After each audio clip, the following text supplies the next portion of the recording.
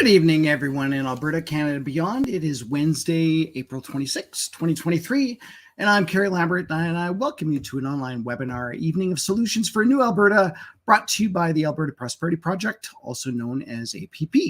Our purpose is to educate, inspire, and unite all Albertans, businesses, and organizations to protect their prosperity, individual freedoms, rights, and sovereignty by empowering the Alberta government to restructure Alberta's relationship with Canada. Of course, we wouldn't be able to do this without your help. If this is your first time watching, welcome, and I hope you find this information engaging and wanting to find out more about APP. And if you're a regular APP webinar viewer, thank you for your support. We also couldn't do this without you. APP is membership driven with a goal of 1 million plus members to help steer the political process. APP memberships are 1 year for $20, 2 years for $30, 3 years for $40, or you can make a donation at albertaprosperityproject.com. We also have APP merchandise at our store, and it is albertaprosperitystore.com. And we also like to advise you to please register for the petition to establish Alberta's independence page at bit.ly/ABVoteYes. I actually should have had that as a banner, and maybe I'll get Walter to post that up there just so that you know what's going on. Having said all that, I actually was away last week, so I'd like to thank my compadre Christopher Scott from the Whistle Stop Cafe, who had a webinar with Jeff Rath, and they actually talked a little bit about a Substack that Jeff Rath had posted about a comment that Teresa Tam had posted. I talked about, and we do these webinars every Wednesday, and we try and keep things very topical, and of course this one is pretty topical too. Tonight's webinar is actually entitled "Can Alberta Afford to Stay in Canada Much Longer?" And we have our guest. He's a political commentator and Alberta independence advocate. It is MartyUpNorth, and I'll show you some of his web stuff as we're talking to him too. This is a live webinar, so we encourage you to ask questions and make comments throughout this presentation. Just put 3 question marks before your question so it's flagged and we can quickly view the questions, especially near the end when we've got tons and tons of comments. We can always go back and take a quick look. And with that, I'm going to bring Marty on, and we can find out a little bit more about him. Hello, Marty. Kerry, how's it going, man?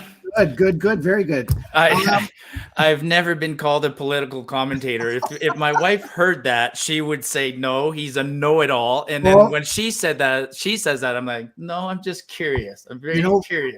On your YouTube, it actually says you're a 55-year-old outdoorsman from Alberta. So there you go. So that yeah, you are a man of many talents. Thanks. I kind of think so. I mean, I do have. I'm an engineer by training, so it makes me curious to start with. So I'm a very curious person, which is why I enjoy what I do on Twitter and on social media, because it's exactly what we're doing right now, which is immediate engagement. You get to talk to people and you get immediate feedback, and I absolutely love that. Yeah. So one of the reasons why you're brought on, I mean, I'm going to quickly read your bio here just because it is interesting. Marty was born and raised in Ontario and studied engineering at the University of Ottawa, so he could connect with his franco-Ontarian roots.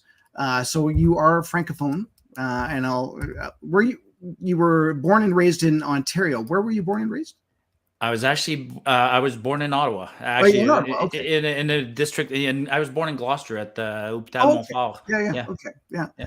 Good, excellent. And he graduated at the height of the recession in 1990, so he moved halfway across the country to northern Alberta to start an unplanned career in the oil patch, as many people do, I guess.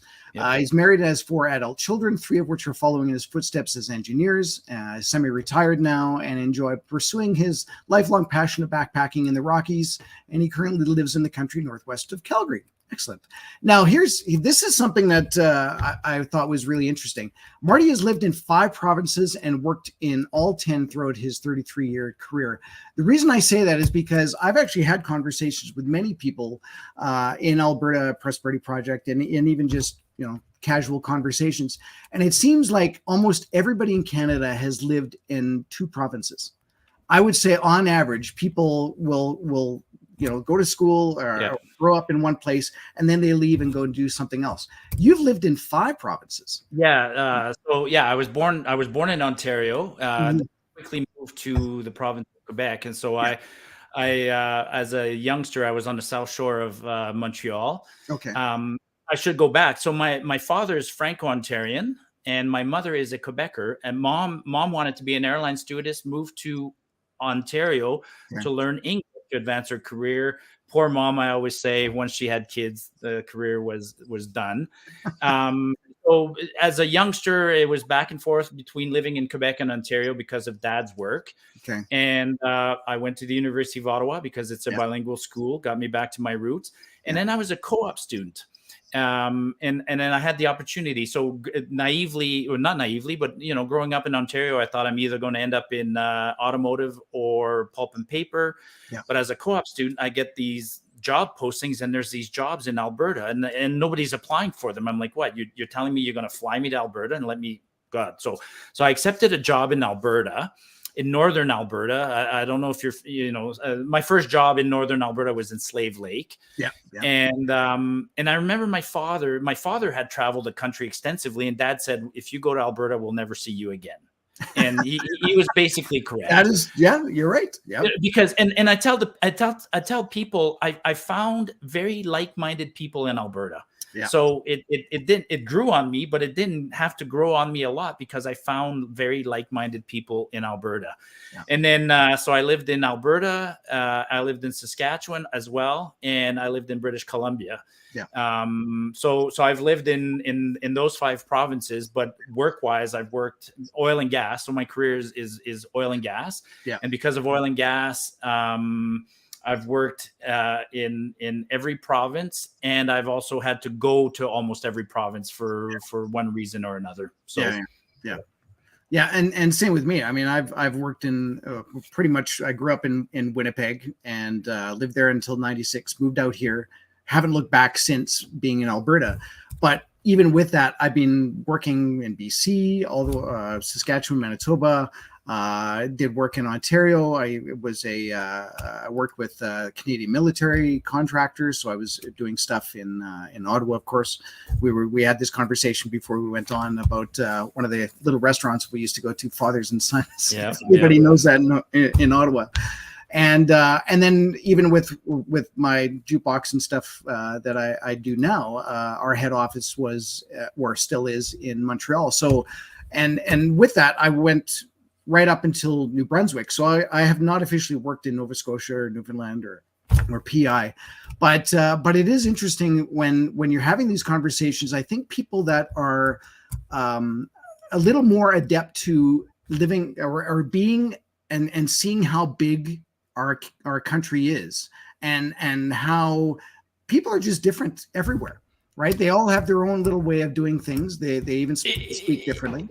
Absolutely, yeah. Well, let me say one quick thing. So, I graduated in 1990, and I came to Alberta. And so I graduated. When I was a university student, it was through the Meech Lake Accord era and the Charlottetown Accord and things like that. And I have French roots. Then I come to Alberta, and I remember naively in the early days when I was in Alberta, I had a franco-Ontarian French accent, and people would bug me a little bit. And I would actually kind of defend the Quebecers, because fresh in my mind in those days was the fact that, Quebec had challenged the Constitution and that claimed to be a distinct society. And I would defend Quebec as a distinct society. Now, 35 years later into my career, I realized that Canada has, I'd say, at least 10 distinct societies. I mean, if you go to Newfoundland, you hang out with Newfies. You are hanging out with a group that is as different as a group from Saskatchewan and as different as a group from the west coast of BC and Calgary. I agree. And so it is, there's the for either based on geography, based on historical culture, based on industry that they work in, and all sorts of things. We live in a humongous country with very distinct regions, geographically, politically, sociologically, and culturally. And those regions in Canada are, you could argue the same thing, if you're living in the States and you're in New England versus going to California and Oregon.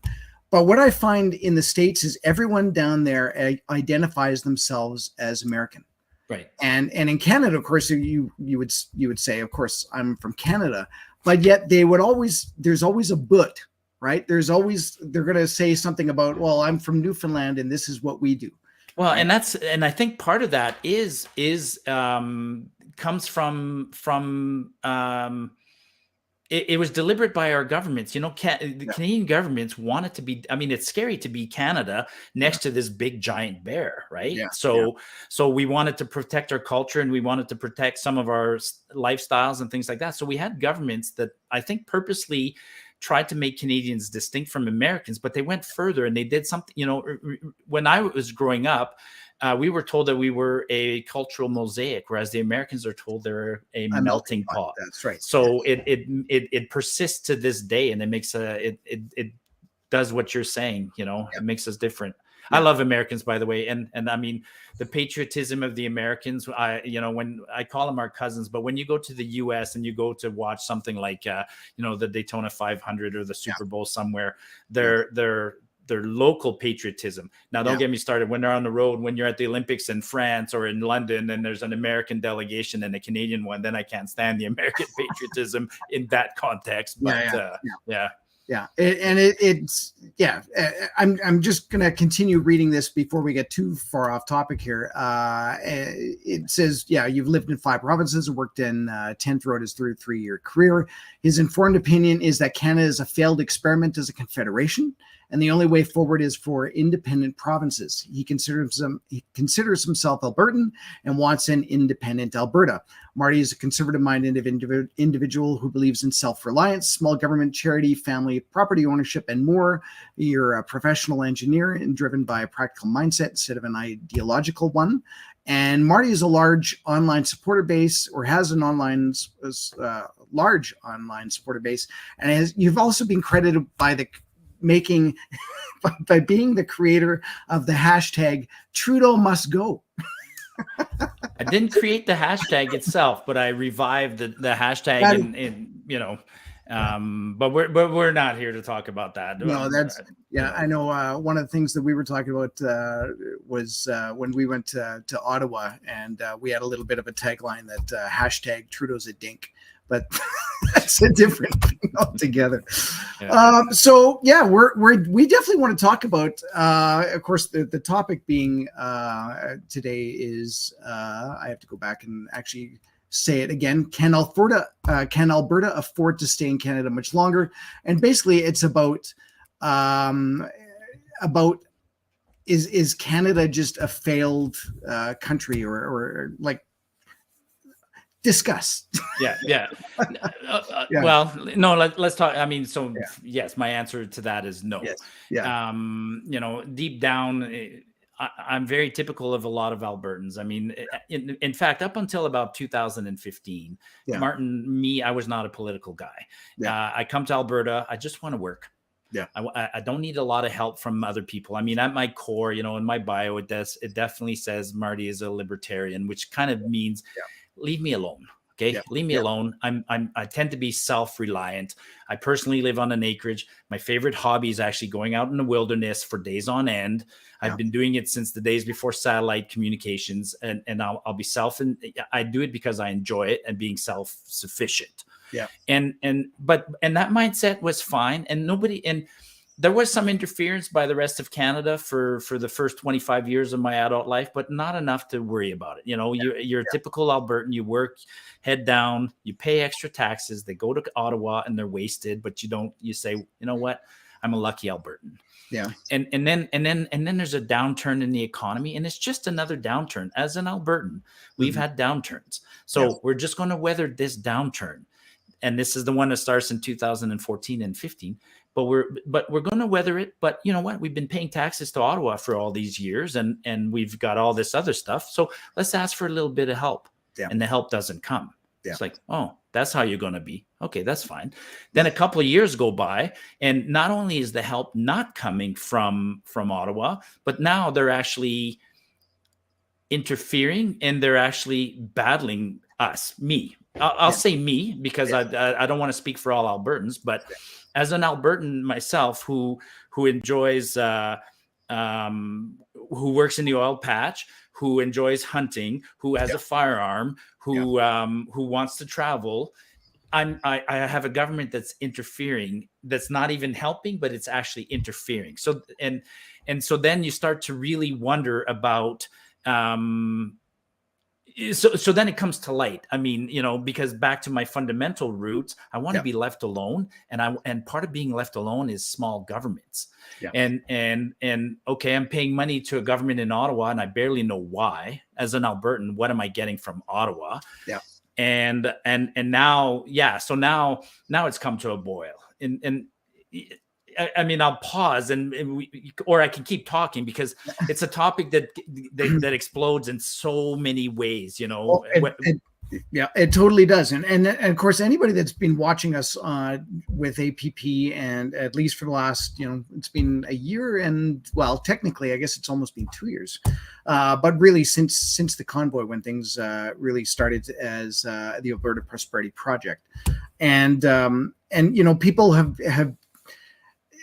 if anybody's been watching this, we're all kind of we feel this boiling going on, right? We're all upset with things that we think that we have no way of getting out of. We have this equalization that we just have to go through, and we have to pay our taxes there. We have to deal with the RCMP. We have our own police force. Well, no, that's a little too difficult. But you know what? There's no reason why we can't do this stuff. It just really takes a lot of people and some willpower, and getting together and saying these are our priorities. Do we need to do something in with healthcare? Do we need to do something with our own police force? Do we want to do our own taxing and deal with that? And of course, that's the whole idea behind the Alberta Prosperity Project, is we want to see whether or not we can get some leverage to deal with the federal government and say, look, we're going to take care of this stuff. You guys deal with, the stuff that a federal government should. You deal with immigration. You deal with talking to other countries and dealing with that. We're doing our own stuff. We're dealing with our own resources, et cetera, et cetera. But just on that point, right? I mean, it's a question I start to ask myself more and more. Well, not more and more. I've been asking myself this question for a decade. I mean, what does the federal government do? Why in Canada do we have 3 levels of government? A federal government, a provincial government, and a municipal government. And in some cases, it gets even worse, because you got a municipal government, and I swear to God, there's like this sub government underneath there. So, okay, bring it back somewhere, because we're all over the place. Well, and I that's the thing about these webinars. It's we have a topic, but we don't really have a script. And by all means, we can go wherever we want to talk about. And people are asking questions, and they're all over the map already, just because we really have not gone down one particular path. So, but what thing I want to talk most about tonight is, we were talking about is Canada, or is Alberta ready to just say, you know what, we've tried Canada, we've been here since 1905, since the 70s, and with Trudeau and the National Energy Program, and we're kind of getting screwed on what we can do with our resources, etc. I think it's time to just say, forget it, let's walk away. And again, growing up in Manitoba, I had always thought of Manitoba westward as being its own little country, right? You could even argue that maybe into Ontario, that Lake of the Woods and all that was very much Manitoba minded. But as you got closer to Southern Ontario, it was a different mindset. It was, upper, lower Canada, that sort of thing, and central Canada. But it always seemed to be that, maybe it should be split in two. And I understand that you actually even think that the provinces should each be their own country. Is that a fair statement to say? Yeah, I mean, when let's step back a little bit, Yeah. so Canada's formed, around 1867 out Yeah. east. It's four provinces get together, and then Yeah. over time, for economic reasons, they got this other province on the other coast. They got Alberta, BC, Yeah. and then Confederation was really formed to put a corridor between the east and the west, and put the railroad and the Trans-Canada Highway eventually, and things like that. Yeah. And Alberta joins in whatever 1905. So, but and to make that work, these people sit down and they come up with this really weird formula, right? There's like, we're going to try and make this big country work together. It's like, okay, well then let's just have one government somewhere and make the whole country work. But somehow or other, they're like, no, there's a resistance. So now you got this weird formula of, we're going to have a government in Ottawa that has some responsibilities, and we're going to have all these other governments in all these provinces that have these other responsibilities. That's right. So just the way it was separated in terms of responsibilities is bizarre. Plus, it was done in a constraint of a dominion and of commonwealth and a monarchy and all sorts of things. So I mean, if I had to redo the country, I wouldn't do it the way it was done. But let's forget about that. So it works, but does it really work? So then, for the next 100 years, does it work? My theory is that no, it didn't work, but most of us didn't know about it because the internet didn't exist, communications weren't there. So as poor Albertans, we've gotten a bum rap for 100 years. We just didn't know it. Yeah. And so then in the last 20 or 30 years, we finally realized that we're getting a bum rap. And then you get all these people that say, well, we can make Confederation work. It's like, no, you can't. It's failed. It's not failed. It got off to a bad start. It was poorly thought of to start with, and now we're trying to make it work. And some people are disingenuous. They're not trying to make it work. They're making it worse or they're using the bad parts to their advantage and not trying to make it work. So, for instance, you and I wake up or sit at our television on election night at 6 p.m. when the polls, 8 p.m. when the polls close here, and we go, oh, 8:05, election is declared, because a small group that lives under this fictitious red line in Greater Toronto and Montreal gets to make up the rules for all of us. Why? Because of a remnant of something called the British Commonwealth Act. Yeah. So the whole thing is completely broken. Yeah. People aren't willing to fix it. And so some people should accept to fix it, but if they don't accept to fix it, one way I can convince people to fix it is simply by the fact that you're losing a ton of money. Just as an Albertan, you're losing $10 billion a year going to Ottawa for nothing. Yeah. And so, I'll be very practical here. Just before the show, I went and pulled up my old tax return from a couple of years ago, because the one before COVID is more representative, right? Yeah, that's true. And in that year, I paid $54,000 in taxes. 38 went to Ottawa, 16 went to Alberta, and then 6 went municipally. Yeah. If I rack my brain as to what I got from Ottawa, I have no idea. No, and there's nothing. Border security. Wow, man, that's a sieve. Yeah. Airport traffic control, barely. They decide which frequencies we use for radio. They control. They inspect foods. They control the navigable waterways, and they provide a military and some courts. I mean, so when we talk about the topic, can we afford it? I'm using dollars as a starting point, because if I just say it's broken, people go, okay, show me why it needs to be fixed. So when you put a dollar value to how broken it is, then, do you replace your old car, or do you buy a new one, or do you throw it in the garbage and do something different? I don't know. So and I'm trying to look at the comments here, but you're probably much like me too. Like, you're a proud Canadian, I believe, right? Yeah. Do you wear a Canadian hockey jersey whenever the Olympics are on? Oh, I cheered the world. I cheered Canada at the World Cup. What a great! I know, absolutely. So it's not about that. I think we love Canadians. We love the country itself. We just don't like what the government is doing. So, and I've had this conversation with many people, and they say, well, you know what? Then all you need to do is just wait till the next government comes along. Which is a very valid point. I mean, I'll even say it, so in the back of my mind, yes, it's been broken for years, but we did have some politicians that were good at faking it or keeping it going without us really noticing. I think of Jean Chrétien as an example. I mean, quite honestly, I prospered well in that era, even as an Albertan under a Liberal government. Yeah. But now, what's the fiasco that's happened in Ottawa in the last 7 years, and COVID and the courts and everything else, has got me nervous to the point where, again, I realized that it was broken.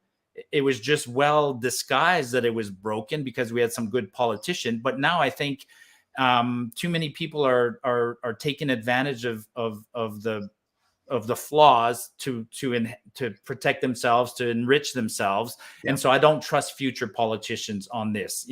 In fact, I think my comment is valid by the fact that you had a Chrétien and others who did acknowledge that there were problems with the Constitution, who tried to fix it, and then it went away. So then there's a new generation, or future generations are too willing to say, it's broken. They tried to fix it. It's unfixable. So guess what we're going to do?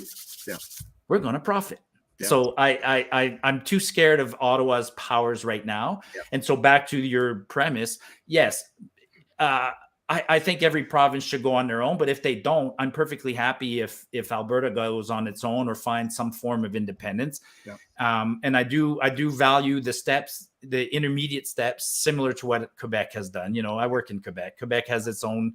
I mean, you go to work in Quebec, man, you got to register with the Revenu Québec and get your tax number there, and they collect their own. They have their own QPP and their own systems, and I think that's valid. In fact, Quebec's a great ally. It's weird if there's an alliance in the next 20 years of Quebec and Alberta, that'd be. I wouldn't have seen that one coming. No, that's true too. And it's so that's a brilliant observation, because they really have done what we should be doing, right? Do our own tax collection, do our own policing, like Ontario, and at least get those steps through, and then that way there's less Ottawa, more Alberta. It's called the firewall. I mean, that's the term that people are using, the firewall. It's the same reason that I try to organize my finances so that I owe Ottawa money instead of expecting a return from them. Because if I owe them money, I got a firewall. If they owe me money, there's no firewall. So, if Alberta collected its own taxes first and then send it to Alberta or to Canada, perfect. But I don't like the way we do it. And even dealing with banking stuff, like it is, a lot of people don't realize this, but when money goes into your bank and they do that 3-day hold on it and all that other, whatever they call it, they're making money on your money, right? And it would be the same thing. Like when we send stuff out to Ottawa and in terms of our income tax, then we wait for our return to come back to Alberta. We send $60 billion there and we get $27 billion back. Right, so I think we're net. We lose 33 or. They do that. They do that on our pension money, which they're holding for us. They do it on all sorts of things. I mean, and that's. I can't tell you how many people have you ever met who are excited about getting a tax return during tax season? It's like you're getting your money back. Absolutely. Plus without interest. So no, absolutely. No, and especially if they're going through the whole civil servant strike right now, I don't know how fast anybody's going to get any sort of return, right? And you could basically argue the same thing, that if we had our own tax collection, we could probably end up running into the same issue. The beauty of the strike right now is, unlike a lot of other strikes in the past, there seems to be no disruption, which is really going to go against them. It's going to prove that your job is not 100% necessary. No, I don't notice the 150 million or 150,000. There's more than that. I forget what the number is, but how many people are actually off work right now? I don't notice anything. Yeah. And likewise, maybe we won't for the next month or two, depending on how fast it actually happens. Right. There are certain things that they would be dealing with, maybe in terms of taxing and maybe, some of that. It's more than a CRA, right? It's groups if you've applied for a passport or your gun license, you're probably your gun license will go from 9 months to 10. Woohoo! That's right. Yeah. So that's a good thing, because, we've actually, we've been meaning to have a conversation about hunting and gun licenses and all that, and it just so happens that that's one of the things that you do. Do you want to have any? Do you have any comments on what the government is trying to do with the gun ban and especially? It's one of the things that has me the most upset right now of all the interference that the government has done in my life. The fact that,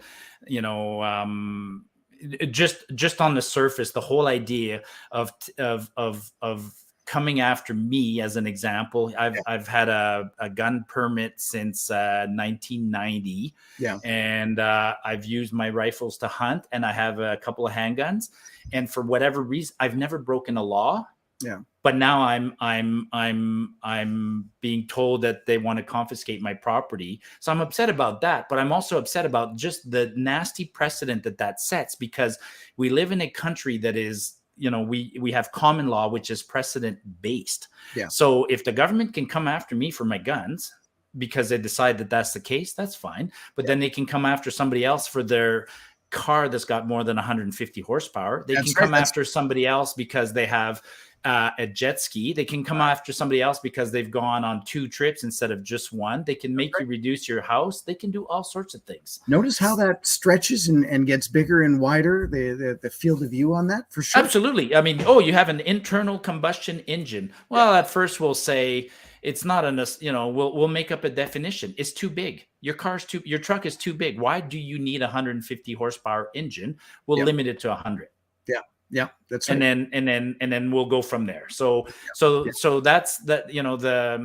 The gun. So a couple of things. I mean, I don't mind talking about the gun law, because please. If first of all, let's go back. So governments should be passing. So I'm an engineer.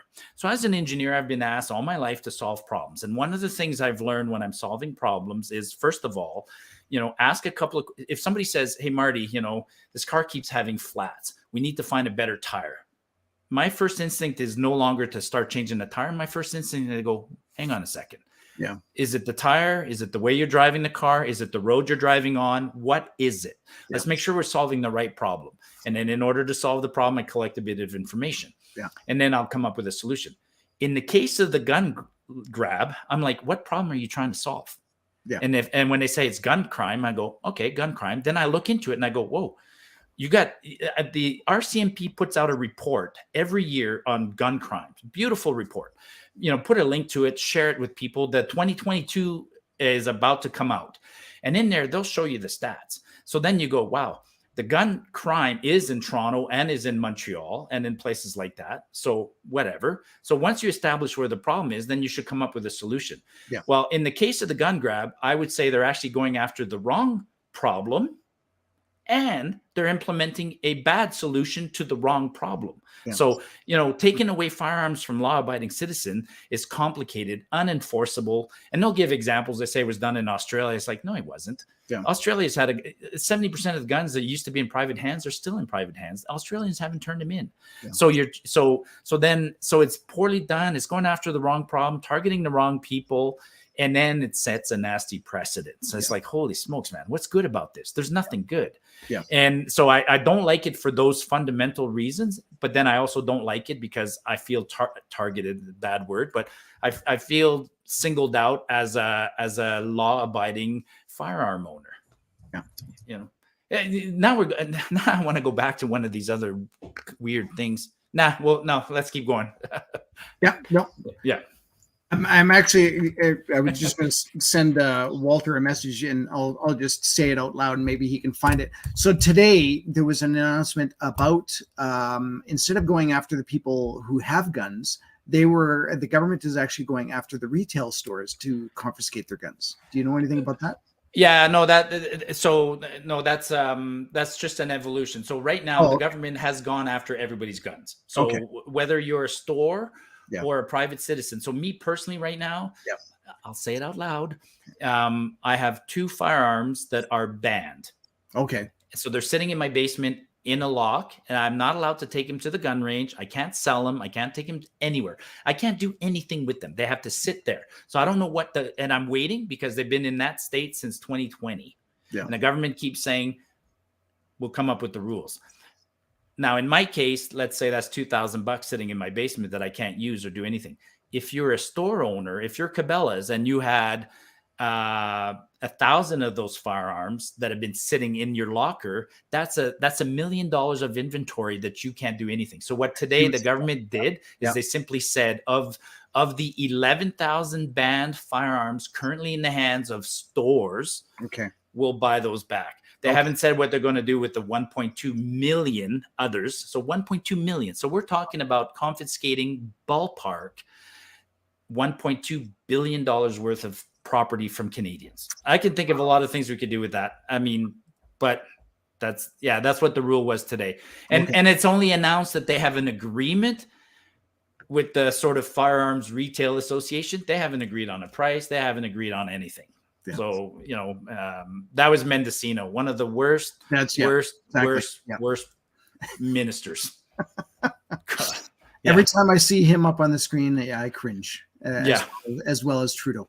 Yeah. I'm just going to go back and look through some of these. There's the. Let's see if I can at least call this one up that we were just talking about, the buyback program. Somebody wants to take my firearms off my hands. Yeah, I'm actually going to Edmonton tomorrow, and I'm picking up 5 firearms from somebody else. So people are nervously transferring them, doing things that they can. Yeah. So that's basically what it was about today. Yeah. So a little late to show it up on screen, but I wanted to do that anyway. So. And again, because we do these webinars every Wednesday, and we also post them. And they are on, they're on Rumble, they're on LinkedIn, they're on BitChute, they're Facebook. Actually, Kerry, just as an example, though, the gun rule, geez, we almost glanced over it. Yeah. It is an example. So, one of the steps along Alberta independence is that firewall. And, so commonly in the firewall, we talk about Alberta collecting its own taxes, its own police force. Yeah. Alberta selected or opted to have its own chief firearms officer a couple of years ago. So that's right. They were always federal, but we said no. We'll pay the guy or the gal, and it's a gal. But then this week we also passed our own Firearms Act. Now it has a bit of teeth, which says that if Ottawa wants to confiscate firearms from Albertans, they can't do it with the RCMP. Somebody in Alberta will have to go and get trained as a firearms collection agent. And Danielle Smith made that process extremely hard. So that is an example today. We are living through an example where Alberta is taking... This is an example of gross overreach by Ottawa. Why is Ottawa responsible for firearms legislations provincially? Yeah, I agree. So it's a great example. So that's the Saskatchewan did it in Alberta. The rules, if anybody's thinking of becoming a firearms repossessor, you're not going to want to do it. It's going to be too complicated. And I've seen this question a few times before. Marlon asks, it's one thing to seize the firearms, but what about bullets? Do you know anything about that? Like, can you just go and get bullets for a gun that might be illegal? Can you just go and buy those? Like, you know what? Bullets right now are treated the same as a firearm. They have their own rules, and you need the paperwork. You need the card to get bullets. Yeah. The guy. In fact, I think that whoever's asking that question probably knows the answer. The government's already restricting the kind of ammunition that comes in. It is that if you can let the people keep their guns and take away the bullets, that's an example. Yeah, that's right too. Yeah. And I'm just going to go back and so here's some more questions here.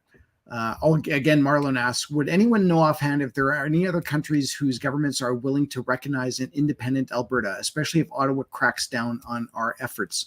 So this has actually come up a few times because we were talking about who would be our immediate trading partner. And of course, it sounds like the Americans would be totally fine dealing with our oil and any trade goods. Historically, when countries do this thing, somebody is quick to accept them, whether it's, and another great point. So, people say, can Alberta be independent? Absolutely. And people say it'll be landlocked. Who cares? Kuwait's landlocked, and so are other countries. countries. Yeah. And to your viewers, to people who might not know this, Canada would no longer be a G7 country without Alberta. Yeah. So Canada Sure. drops to like G15, and Alberta on its own is a G30 country. On our own, Alberta is economically stronger than Israel, Ireland, Finland, lots of great, so no. Depending on what you're actually talking in terms of GDP and everything, I've heard like anywhere from 4 to 7, and likewise, I've even heard number 3. So and I know for a fact that if Trudeau didn't screw up the whole LNG thing with Europe and Germany, I think that we would probably be able to have some people negotiate sending LNG over there. Do you know who you're talking to regarding LNG, by the way? Do you know what I've done, right? I don't know if you knew that, but I didn't know that. I was the vice president of a company called Paraday trying to advance the Goulboro project in Nova Scotia. So I sat in the room with people from Germany who came and bought 30 or 20 years worth of natural gas from Canada in 2013. It was a $35 billion contract. Wow. Trudeau made it so hard that we couldn't get the permits. We couldn't keep advancing. We couldn't, and we were burning through, we burned through $200 million of money and never got anywhere. It was so important to Germany that Germany kept renewing that contract, even though there were sunset clauses that kept coming up. Germany renewed it. And finally, it wasn't Germany that didn't renew it. It's Paraday, the Alberta company, that said, we're done. We can't do this anymore. We're bleeding cash. And less than 8 months ago, the Chancellor of Germany comes back to Canada, kind of trying to beg to get that contract with anybody because they want our gas. It's a $35 billion contract, and Trudeau told them he didn't have a business case. It's like he ain't trying to. And Trudeau said, you're in a dying industry. And I was in the room when he said that to us, and I felt like saying, I'm not in a dying industry. I'm in an industry that you're trying to kill. There's a big difference. Absolutely. A big difference. Yeah. We've done webinars with talking about climate change and basically trying to make things so that we get rid of the oil and gas industry in Alberta, and everyone's going to end up driving electric cars, et cetera, and it's all and show us the way. I mean, Seamus O'Regan was in Calgary apparently 2 weeks ago or last week, I think, and he posted pictures and talking about how he's going to come and dump billions of dollars and help us transition. How we keep hearing that word. And if I had him face to face, I'm like, Seamus, love the idea, but how about you go do that in a have-not province, right? Yeah, so if there's green jobs and they're so great, then go do the green jobs in PEI, Nova Scotia, New Brunswick. Yeah. And they can show us how it's done. Yep. And then if they win, and if there are great green jobs, I'll jump on board. But why would you start in Alberta? Yeah. We still need to heat our homes in Canada, even if there's green jobs. We make a beautiful resource that everybody wants. Oil and gas. Everybody's You need that with. So many products. Bill says, I believe there's an international maritime law stating landlocked countries must have access to oceans or seas. Is there not? And again, I know Dr. Dennis Modry has talked about this in terms of UN, and as much as we may not agree with the UN, but basically there is law out there that says, if you're landlocked, you must have ability to do stuff through water or other transportation. Sure, but again, and I think we're, I'll be blunt. I mean, I promote Danielle. Right now in this context, I support Danielle.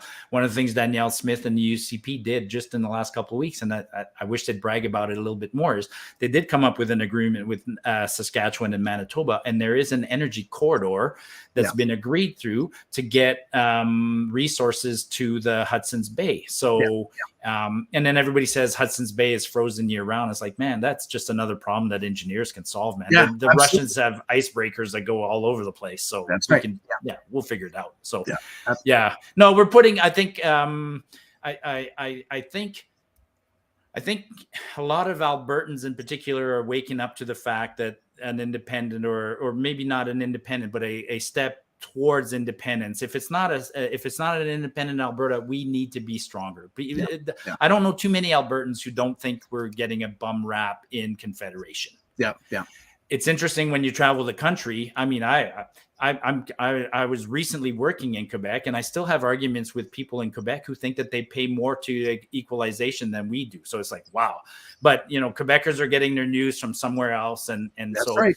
Yeah. So Albertans who are and others who are listening today, yes, we need to be stronger towards that independence. We need to at least demand our fair share. Yeah. It's not going to come through major reform in the near future in terms. I mean, God, I think we're adding seats to out east and at the next election. So, so you got somebody like Danielle and Saskatchewan and Manitoba getting together to stand up to the feds and stand up to the feds. Absolutely, absolutely. Yeah. And many of these sorts of questions. Can we really be self-sufficient? Will the U.S. be our only import country? We've talked about that. But this is one of the things that I want to talk about too, is I've talked to many people this is what Terry says. I've talked to many people. Separation still scares a lot of them. They need their hands held to discuss and understand it, which is why we're doing these webinars. So that you actually, if you listen to it and you share it and you have conversations, I think that's the thing that people have lost, how to have conversations about these sorts of things. And it is a scary thing, right? Even when I ask people like, does that mean I don't have my Canadian flag anymore? It's like, in principle, it kind of does at some point. Yeah. And that makes people nervous. But then I can help them. I'm like, how did you feel about living in Ontario and the thought of moving to Alberta? Yeah. I didn't like it at first. Once you got here, you went to Stampede and you got along. My kids experience that all the time. You're wearing your logo for your hockey team and you're proud of it, and then you get traded and you go to another team. So that fear, would I be upset about of just calling myself an Albertan and no longer calling myself a Canadian? Yeah, I'll get over it. Yeah, and you know what people do. So I mentioned that I came here from Winnipeg in '96. So if you actually think back what the climate was at that point in '96, from Winnipeg, we lost our Winnipeg Jets in '95. Right. So I moved here in '96. Really didn't have a hockey team back home to say who I was going to cheer for. So I immediately jumped on the Flames, right? Because it just made sense. And then I immediately forgot about the Bombers and immediately jumped onto the Stampeders. And of course, I know everyone in Alberta seems to be cheering for the Oilers, which go Oilers, go Oil. But yet, get what jersey I bought about 5 or 6 years ago? I bought a Winnipeg Jets jersey. You and many others. I mean, God, that's a nice. There's something special about Winnipeg. The team, not the city. I won't give you the city. But we always think of our roots, and we always think about being part of Canada. And so my point with that about wearing a Canadian hockey jersey is, even if we were had our own Alberta hockey team or whatever, and Canada, you'd probably end up saying, well, if you grew up in Ottawa, you might be cheering for Canada or the Senators or whatever. Let me put this out there for you and your viewers, right? So Canada in 1966 chose a new flag, and the flag has a maple leaf. That's right. Now there's about 30 different kinds of maples in Canada, but that maple leaf is the sugar maple, which is not native to the Western Prairies. There's no sugar maples anywhere. So then I have all these people that go around proudly wearing their maple leaf, and I'm like, it's a tree that only exists out east. If we were Albertans, we would have we'd have an ugly old black spruce or a scrawny pine. That's right. So anybody that's been watching us for the last little while, you know what shirt I'm wearing. Marty has not seen my shirt. All he sees is just blue and stripes. So I'm going to stand up and show him my There you go. See? There you go. So if you had a shirt like this and you're proud to wear it, then by all means be proud. I have a friend who's taken on to stocking more Alberta flags and telling people who keep stealing his Alberta flag from his pole. He's like, if you want a flag, just come knock on the door and I'll give you a flag. Stop stealing my flag. Yeah, I know. And I usually drive around with my little Alberta flag on my van too, on the antenna. And really, up until then, I was driving around with the Canada flag. And then when the whole convoy thing went, I was flying the Canada flag upside down. And a lot of people were upset about that. And this way, driving around with the Alberta flag on it, I feel pretty good because it's exactly what I feel like. I mean, realistically speaking, in my lifetime, the 30 or 40 years I have left, a stronger Alberta is probably hopefully is what I see, and that'll be good enough for me. A separate Alberta is is long term, but it is fundamentally my wish. Unless something extraordinary happens in Ottawa in the next 10 years, but I just can't see that. I just can't see that. And here's another comment, because I like it when Judy, she says, I'm 73, never thought I would want Alberta to leave. Those fighting police force or our own pensions or transplants, basically saying she never thought that she would be even considering able to leave because she grew up here. She loves it. And that's the thing, is that, when as people get older and they get more involved in politics and they realize, geez, we've been getting screwed for forever. People really do want some kind of change. And this seems to be a way that they can get the change. So that is one side of the spectrum. You're older, you're dealing with your pension and have seen what's happened over the last, say 50 years. And then the question comes up, how do we get young people involved in this? Because really, if they've only been out of university, or, they don't have enough life experience yet to say, what, we really need, we need to get out of here, because they're just like, no, I like the Oilers, I'll stay here. I like, no, that's a good question. But how? I can't even answer it pragmatically. I mean, I have 4 adult children that are becoming adults, and we're not honestly talking about this very often. But I will say this: I mean, for one of my kids, tax return was done this year. We do them. I do taxes for my sons, and he had to pay a nice little chunk of taxes, and that sure wakes up people quickly. Oh, it does. Yeah, absolutely it does. Yeah. No, you know what? That's going to be a takeaway. I'm going to, because I asked my wife. I know how my wife feels. I mean, my wife is on board with an independent Alberta. We're the same age. Would she prefer? Actually, what she'd like is for Quebec to go first, and then show us the way, and then that nervous of what does it look like. Yeah. But good point about the younger generation. Yeah. Here's a question specifically I think that you could answer. Mona says, where do you stand on opening up the West Country to more campgrounds, quads, huge RVs, etc.? Now, of course, because that's one of the things that you do is you end up going out and backpacking and hiking, and really we've not talked too much about that. But yeah, what's your talk? My opinion on that one's not going to be popular because Marty, in fact, I do like. Well, actually, I can give a popular opinion. Some areas humans want to recreate, and Albertans are entitled to the land. So I get that. So I think there has to be some areas that have to be opened up. If it's the West Country or an area, I'm 100% in agreement with that. And in fact, I think Alberta's done a good job of opening up the right amount of land to the right groups. You got provincial parks, you got areas for quadding, areas for horses, areas for walking. So we've managed it well, but the Marty who's into self-propelled sports, I mean, generally speaking, I walk. And so it just has to be done responsibly. I'm going to say that most RVers that I meet these days, I don't consider them very responsible. I hope Mona is not in that group. I'm just reaching behind my mic, but I love our environment. I love our nature. God, I love our nature. And I understand why people want to go in there. Absolutely. So Mona, if they open up, be that responsible RV person. Hopefully you are. Pack out your garbage. Don't burn green trees, and then we'll all get along just fine. So since we're on this topic, I'm going to ask you a totally unplanned question.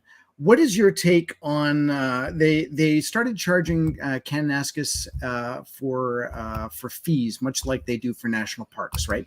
So what is your take on the fees that they they charge, and where do you think that money is going? I hate the idea, first of all. So I've actually ranted about this topic while hiking, and guys turn around because I'm often got my cameras on. Oh yes, yeah. You know, the idea of charging a fee is just it's another one of those counterintuitive things. You charge a fee, two things happen. That's what I always tell people. The moment you charge a fee, the government becomes liable, and the person who pays the fee expects a service in return. So in the case of Kananaskis, they said, oh, it's all to go towards education. I can't tell you how many times I've heard people leave garbage by the side of a campground, even though there's no garbage can there in Kananaskis, and they go, well, I paid $90, so they can come and get. So that happens. I agree. And then hand in hand with the liability, when it becomes liability, then governments have to put up fences around the waterfalls. Man, I've seen the national parks transformed. You know, you and I used to go. I could go to Jasper in 1990. And I could walk right up to the edge of Athabasca Falls and look down. You're right. But now it's paved there because it has to be wheelchair accessible. There's a fence because it got to protect the guy. And then you're charging a fee, but now the fee is actually can't even go towards an additional services because within 10 years, the infrastructure is so bad that it needs to be paid to be upgraded. And wow, now you're talking, I mean, I'll give you another example. I love to hike in the backcountry, and they keep charging fees, and they're transforming the backcountry into what I call a front country experience. And I don't go to the backcountry. When I go to the backcountry, I expect to walk across the creek and get my feet wet. But now they're putting bridges. And there's a super, super popular area. They put in a bridge. It took years to engineer it. So I have colleagues that did a shitty job of engineering this bridge. The bridge is so powerful that during the last flood, it created a dam instead of letting loose. And now the area is closed. Oh my God. No. Wow. So Danielle, scrap that fee. I know you're on the same page. Are we on the same page on this one, or what's your thoughts? No, definitely. Like we pay enough in taxes, and yet here. So I think the reason they did that, and I could be slightly wrong, but I think I'm pretty much nailed on the head. When COVID hit and we actually couldn't leave our province, people needed something to do. So they immediately went to Banff, and they immediately went to Kananaskis. I was caught in 2 traffic jams leaving Calgary to go to Banff because I figured, well, you know, I might as well drive out to Banff. Literally the highway was jammed from Highway 22, which is the Cochrane turnoff on number 1, all the way to Banff, So you're talking, you know, an hour's drive. Or what should be an hour's drive was like 3 hours. And I ended up going down whatever that highway is into Kananaskis, 40. And again, it was the same thing. As soon as you turn into there, it was just back up. And I think with people not really, you know, they were looking for things to do. They ended up just wheeling off to the side and maybe, you know, maybe threw garbage down, or maybe we're taking pictures of bears or whatever it is. And I think the government said, you know what, if people are going to be doing this, we need to get a hold of the situation. We need to charge a fee. Maybe that'll distract people or detract people from going there. I mean, there's lots of different reasons for that. You know, let's not beat the dead horse, but I found that I think it was an anomaly during COVID. A lot of extra people went out, that's for sure. And they didn't have time to build extra infrastructure. So some of the existing infrastructure got abused. But I think that the government already had enough power. I mean, I know guys who are conservation officers. All they had to do was show up, and it's like, you left your garbage there, write $100 ticket. You don't need to charge somebody $80 to go put a garbage can. You could just, you know, you probably figured it out. When I say I like small government, I really mean it. Like but that's because I know I'm responsible, and that's one of the things. That's one of the I kind of hinted on it, and I hate the fact that some Canadians are becoming irresponsible and need to be governed. I really hate that. You know. I'm not joking when I said to Mona or whoever, please do the right thing, and it keeps the government smaller. You know, and then we don't need to to tattletale on each other, but we need to hold each other accountable, which is different. So when I see somebody doing something that is bad, I don't call the cops. I'll walk over and say, hey, bud, why are you doing this, man? Like if you cut that tree and you burn it, you're ruining it for all of us. So, but deep down, I want small governments. That's true. Small governments, and then slap the ones that are really breaking the laws. Treat them badly. Like you really break the law. You know. Yeah. Marlon's asking a lot of questions today. That's good. I like that. How would an independent Alberta deal with the treaties that of basically the Indigenous nations have already? You know what? I think they transfer over. That's how I would think of it, right? I mean, you'd have to, like, are the treaties with? Are they going to argue that the treaties are with the federal government? I guess. Yeah, I think that would be a transitional way of dealing with it, right? And I know, I think Jeff Rath, the lawyer, spoke about some of this last week. And I know we've actually had, we've done one with when we talked about UNDRIP and dealing with some of the treaties as well. And it kind of again relays back to it. It depends on what the people of Alberta want to do. And so I'm a strong supporter of referendums based on anything that is a big controversial topic. I think we need to educate people on, and then we can have a referendum. We don't do that right now. We're basically saying, once every 4 years we go and we sign up. Yeah, I'm going to sign up for this person and I'm going to let them deal with everything while I go skiing. Right. And that's not really the way politics should be working. And so when we have these sorts of questions that come up about, so do we honor the treaties that are there? What do we do with our resources? All that sort of stuff. That should actually go out to a referendum. And of course, you can't just automatically do a referendum saying, what are we going to do about this?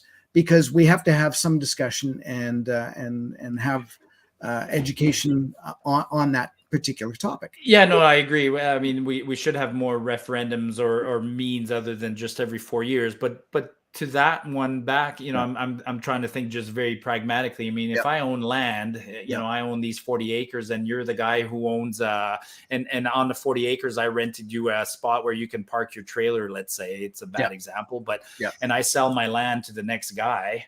The agreement that I have with you is novated, and the new guy has that same agreement. So then you would have a concern. So your concern would be, is the new owner a good guy? Is he going to pay his debt? Is he going to clear the snow like he said he would? So then, so that's the challenge. Is the mechanics are easy, but if the First Nations who signed the treaty might not like the new owner, because the new owner's pockets might not appear as deep as the last owner.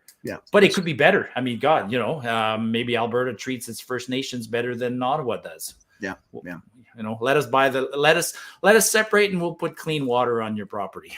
That's right. It's bad, Don't want to oversimplify it, folks. And I'm not being I'm adding a little bit of humor, but I'm not. It's a very serious topic. It's definitely a serious topic. And again, these are the topics that we should be having at our dinner tables. And instead we're talking about the Kardashians and what they're doing. Actually, I don't even know anything about the Kardashians. I know my daughters follow pop culture and all that kind of stuff, but it's amazing how when you're not in that anymore, like I used to do that. I of course follow entertainment and music and all that. And now I'm really just politically motivated and politically, looking around and seeing if there's solutions out there. And I think that's really what the point, again, of these webinars and anything that Alberta Prosperity Project does is trying to get people to have those conversations again. It's a great conversation, and I think we're probably getting close to wrapping it up. But deep down, I want a small government. Let's say I want a small government, but no matter what, I want a competent government. And right now, I don't like, the fact that Canada's borrowing huge amounts of money and mismanaging its resources and things like that. We're just making things worse. So if I want an independent Alberta, it's not for these greedy reasons or whatever. Sure, it's to save money, but it's actually to do what I think should be done, which is we should have a small government that's responsible. We have a ton of resources. We should exploit those resources. There's no way we should be borrowing money. There's no way we should be going in debt, putting our kids in debt. We should be able to develop what we have nicely, fairly sustainably, long-term, and give ourselves some nice perks out of it, as such as healthcare and education and all those things. So, we're not getting those. We are getting a raw deal from Confederation and from Ottawa. Yeah. I mean, I want to sort of almost close on this, I guess. What time are we going till? Or whenever we're done, it's already 57 minutes in, and if it's it's something I keep coming back to. Like, when Trudeau first got elected, I got nervous because I thought, oh man, that guy's going to be in power for 16, 20 years. He's got the right family name. He's fairly good looking. He's well spoken in the crowd, and he's got the pedigree and everything else. And he comes from Quebec, and he's going to get elected year after year for 20 years because all he needs is to win Ontario and Quebec, all he needs to secure himself is to get just a little. Throw a couple of bones the way of Alberta and Manitoba and Saskatchewan and BC, and get a few votes from them. Yeah, I don't even think he needs to throw us any bones. He doesn't even need to. But enough. Is he at the point where he doesn't even need to throw bones, that he's actually going to antagonize and take away our bones? Because that's what it feels like. Because I'm scared of that. If he was nice. If he was nicer and he threw a few things our way, he could stay in power forever. So I don't know why he's doing what he's doing, which then brings us into this whole WF, UN, world order. Which we've talked about as well. Yeah. Which Marty's not a conspiracist. Yeah. Because he knows how hard it is just to get a simple project off the ground. Yeah. So, Yeah. And I know, even when I was dealing with it, kind of just to relay with that, even when I was dealing with the military stuff, of course, I was working with a company that was based out of Calgary, but we were getting money from Ottawa in order to do the funding for the project that I was dealing with. And a lot of people don't realize that there are certain credits that are given to companies if they set up in preferred locations or, taxable, et cetera, et cetera. So the company that I was dealing with originally was based out of Ottawa. And they said, you know what, if you want to get more credits and expand our reach, you have to move out to Alberta. So they ended up moving out to Alberta. And that's basically how they got their foothold here. And there's a lot of companies out there that are basically doing the same sort of thing. Yep. Right. And moving head offices. I remember back in whatever it was, around the same time, 96, 98, when CP Rail moved their head office from Montreal to Calgary as well. Right. So well, that was kind of the deal with Rogers and Shaw. Right. So exactly. Shaw is basically an Alberta company. Rogers gets it. So they got to. Yeah. I'm just looking at the comments. Somebody laughed at my somebody said, when I said Trudeau's well spoken. Let me correct that. I agree. When Trudeau is full of platitudes and the hums and the haws and whatnot. But what Trudeau knows to do, watch a show like The Diplomat on Netflix or whatever. Yeah. Trudeau can work a crowd. So he's comfortable around dignitaries and celebrities and other people. And so in that crowd where he's got to fundraise, he's in his element. So that's kind of what I meant by that. Yeah. So he's exhausting his political capital right now. I think he's becoming a liability to the party. Yeah, that's true. Yeah. God, some of the gaslighting coming out of him in the last couple of days has been absolutely hilarious. Yeah. Yeah. Especially saying, talking about, vaccination and whether or not I never said that, or I didn't force people. I did. Yeah. Force people to do that. Heavens no. Yeah, exactly. No. And Myrna asks, how close are we to having a referendum? So answering from APP's point of view, essentially, we've had Dr. Modry on the show, and the idea is that we need a certain percentage of people and a certain number in Alberta to basically launch a citizens action and a readiness, if you want to call it that, and actually take it to the legislature. And in order to do that, we have to get so many signatures within 90 days and all that. So this is the part about that's scrolling right on the bottom of your page right now. Go to bit.ly/AB votes yes. And then you can register your intention to vote. And the idea behind that is that if we were saying, yeah, we have to get 600,000 signatures tomorrow or within 90 days. How would we go about doing that? Well, we have to have door knockers and all that. And I was actually corrected on that. It would go through Elections Alberta. So they would get the door knockers and do all that. Well, the problem is that, how many people would they actually need to get out there and get 600,000 signatures within 90 days? If we had this long list of people and their addresses and phone numbers and all that, say 1 million names, when the time comes, we could actually contact them through Elections Alberta and get those signatures done within those 90 days. So we're being very proactive in order to do that. Yeah, it could be accomplished. I mean, you know, we how many days? 90 days for 600,000? Yeah. I know it sounds like it can, but let's just say what happens if Elections Alberta only throws 50 people at it? Right. So, and with that we have no control over. But doing this sort of thing, it definitely gives us the opportunity that But that would be a referendum sort of forced by the people or demanded by the people. But the government could the government not also initiate a referendum? Yes, they could. So, and again, from my understanding, is the UCP government cannot do that because it's not in their bylaws yet. Right. So.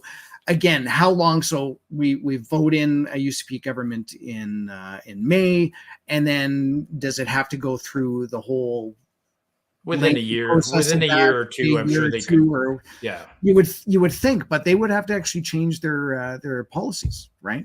And I know the NDP, they do not have anything like that. They will not do any sort of separatism or sovereignty or anything like that. And really, so we're just looking at kind of the independence types parties that would have something that would be able to do that. Right. So things to ponder when the new election comes up in 34 days.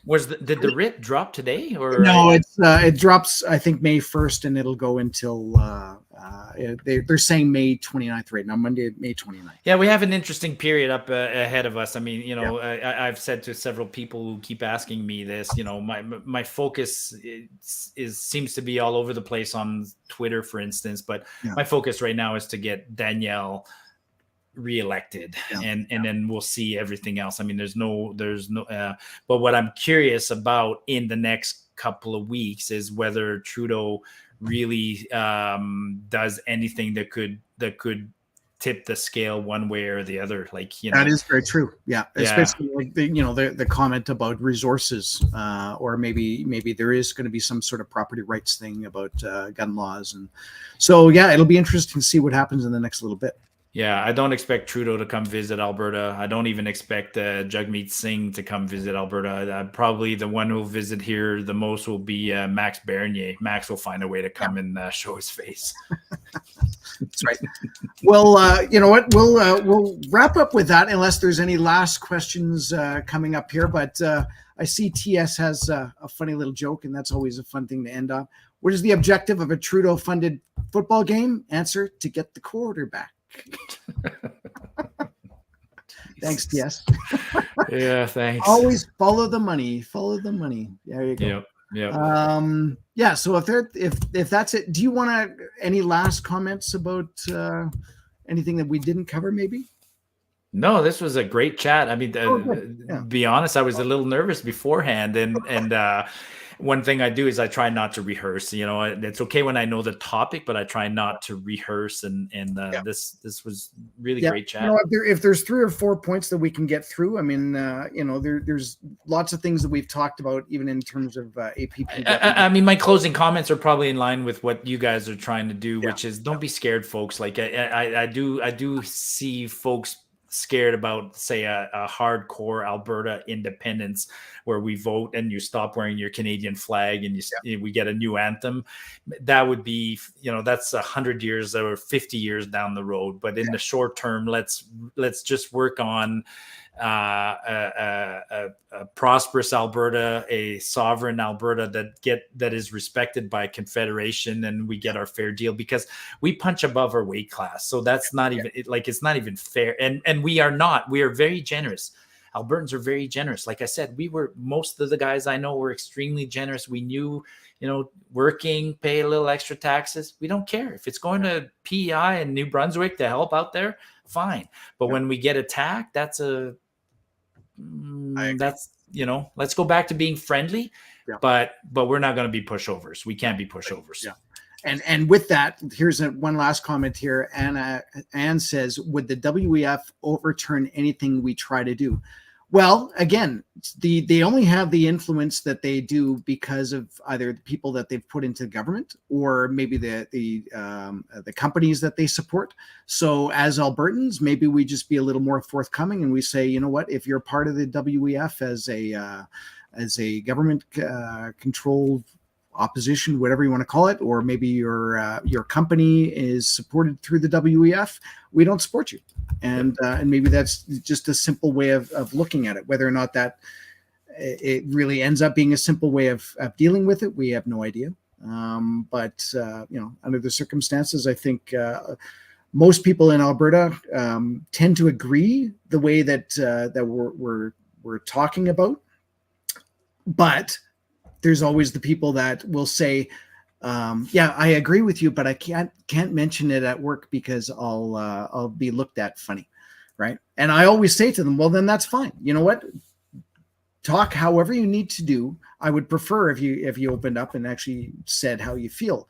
But the big thing is vote the way your heart feels and don't feel like you have to vote a way that their company is telling you to vote. Right? Or a union is telling you to vote. Vote the way that you want to, because then you can vote on, as an example, May 29th, and then on June. May 30th, you go, geez, I don't know how that party got in there. That's a great comment, but I'll be honest, I find it weird because I guess I've worked in such a private sector my whole life. I've never had an employer or a boss or anybody sort of steer me in a vote. Oh, is it? Yeah, there's there are like. If you're, as an example, if you're a teacher or you work in healthcare, they actually have union meetings where they will tell you how to vote. God. Yeah. Ugh. So I'm so stubborn. You tell me to do one thing, I'm probably going to do another. So it wouldn't work. Exactly. Yeah. So with that, I definitely want to say thank you, Marty. And it was great to have you on. And, hopefully we'll actually meet up sometime and shake hands, and because I always like to do that and try and get out, and I know with APP we do want to get out and do a lot more of these talks and conversations and meetings, and I know there's chapters out there right now that do have chapters meetings, and all you really need to do is just go on the Alberta Prosperity Project website and take a look and see what activities are going on, what meetings are going on. And, it'd be great to even have you come out and talk a little bit anytime to that. So if you haven't figured it out, I love chatting, love meeting people, love discussing ideas. I mean, awesome. That's what I love. Absolutely. That is great. Excellent. Good. And of course, we're always looking for volunteers and people to be involved. And if you want to do that, just go on to the albertaprosperityproject.com and sign up for that. And again, don't forget your memberships. Oh yeah, look at that. And catch more of Carrie Lambert on the Chris and Carrie Show at thechrisandcarrieshow.com. So these webinars we end up posting on there as well. And I'm pretty sure my compadre Chris and I will be doing a live show very, very soon, because there's a lot to talk about. There's always stuff to talk about politically, as well as what's happening in court, what's happening around the world, and Chris, of course, has been out to the Netherlands. I just got back from Vegas. Probably not as politically, but it is an interesting conversation that we're going to have. So I advise you to please check back into that. And with that, I am going to wrap it up. And so thank you again. And thanks for having me on there, Carrie. Absolutely. Cheers, everyone. There you go. I can be my Canada Dry. I don't have an Alberta Dry yet. Maybe they'll come out with something like that. And again, thank you. And everybody that's watching, have a rest of your fantastic day. Enjoy the warm weather that's going to happen this weekend. And now I just need to figure out how to turn this off. So again, we'll talk to you guys later. Cheers. Have a great week.